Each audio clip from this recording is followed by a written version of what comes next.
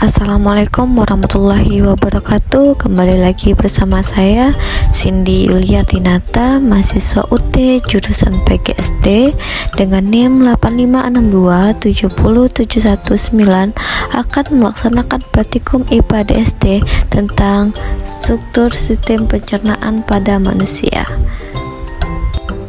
Tujuan dari praktikum ini dapat mengurutkan bagian dari sistem pencernaan pada manusia. Proses pencernaan makanan akan dimulai ketika makanan masuk ke mulut. Pencernaan merupakan proses memecah makanan menjadi molekul kecil sehingga dapat diserap oleh tubuh melalui pembuluh darah. Struktur dan fungsi sistem pencernaan makanan. Yang pertama, mulut. Di dalam mulut terdapat gigi, lidah, dan kelenjar air liur, sativa. Kelenjar air liur mengandung mukosa atau lendir, suatu senyawa yang berfungsi sebagai antibakteri dan mengandung enzim pitialin atau enzim amilase. Enzim pitialin akan memecah molekul amilon menjadi maltosa. Di dalam mulut terjadi pencernaan secara mekanik dengan bantuan gigi dan pencernaan kimiawi dengan bantuan enzim pitialin. Yang kedua, kerongkongan atau esofagus.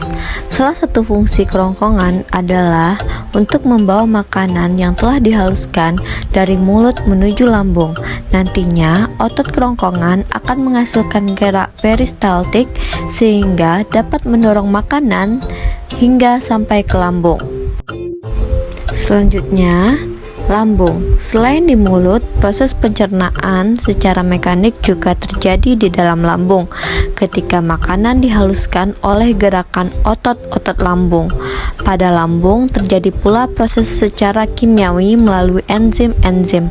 Ada enzim pepsin yang berfungsi mengubah protein menjadi asam amino, enzim renin yang berfungsi mengubah protein menjadi kasein, dan juga HCl, asam klorida, yang berfungsi memecah protein serta melawan virus dan bakteri yang masuk melalui sistem pencernaan. Usus halus. Dari lambung, makanan yang sudah diproses di lambung menuju usus halus.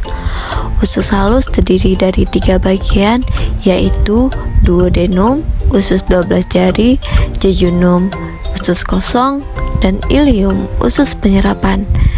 Di usus halus ini, makanan kembali diproses secara kimiawi yang dibantu oleh enzim-enzim dari pankreas, empedu, dan hati seperti tripsin, amilase, maltase, sukrase, laktase, dan lipase.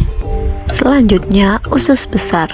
Setelah nutrisi diserap di usus halus, sisa-sisa makanan mengalami pembusukan di dalam usus besar. Selain pembusukan di dalam usus besar, juga air diserap sehingga sisa-sisa makanan siap diubah menjadi fases atau kotoran. Selanjutnya, yang terakhir, anus. Fases akan disimpan di dalam rektum sebelum dikeluarkan lewat anus. Di dalam rektum, sensor di sana akan mengirimkan sinyal ke otak untuk memutuskan apakah fases perlu dikeluarkan atau tidak. Setelah itu, fases yang siap dibuang akan dikeluarkan melalui anus.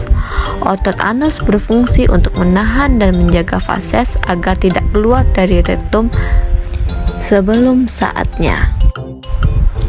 Oke, berikut proses pencernaan makanan pada manusia. Pertama-tama makanan masuk ke mulut, lalu ke esofagus, kemudian masuk ke dalam lambung melalui usus halus, usus besar, lalu terakhir makanan akan mengalami pembusukan lalu keluar melalui anus.